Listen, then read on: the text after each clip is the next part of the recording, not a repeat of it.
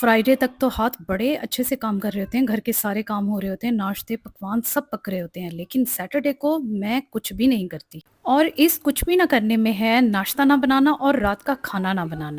सादिक की हलवा पूरी मैंने मंगवाई है आज क्योंकि ये है आटे की पूरी और बिल्कुल भी हैवी वेट फ़ील नहीं होती है।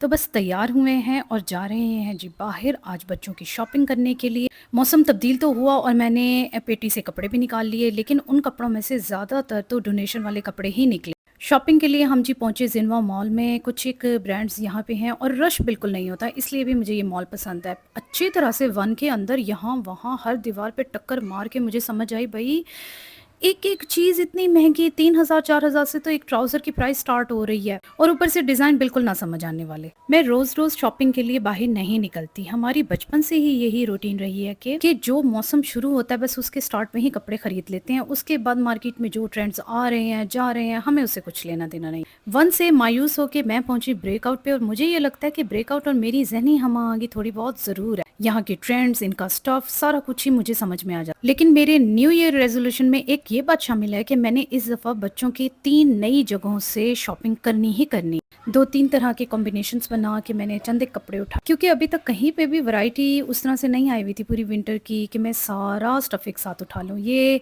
मेरी रबा जानी के लिए कपड़े हैं और बाबा का तो बस नहीं चलता कि पूरी मार्केट ही उठा लाएँ अपनी बेटी के लिए, ये भी ले लो, ये भी ले लो, ये भी इसको सूट करेगा, वो भी उसको सूट। आप बताएँ आपका शॉपिंग करने का क्या तरीकाकार है? आप भी सीज़न के स्टार्ट में ही सारी शॉपिंग कर लेते हैं कि एक साथ ही बजट का भी पता चल जाए और कपड़ों का भी अंदाज़ा हो जाए कितने हैं, कितने नहीं हैं?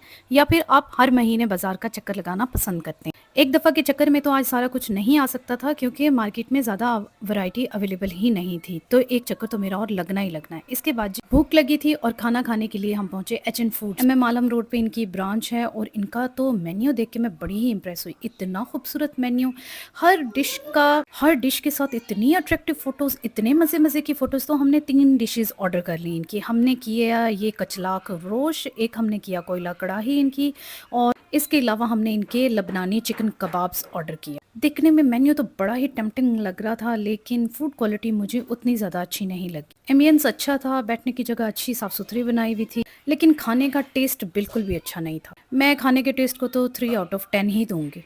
वहाँ जब तक बैठे थे और खाना ऑर्डर हो चुका था, थोड़ी-सी फ़ोटोशूट कर ली, साथ ही आपको दिखाती हूँ जो-जो हमने ऑर्डर किया।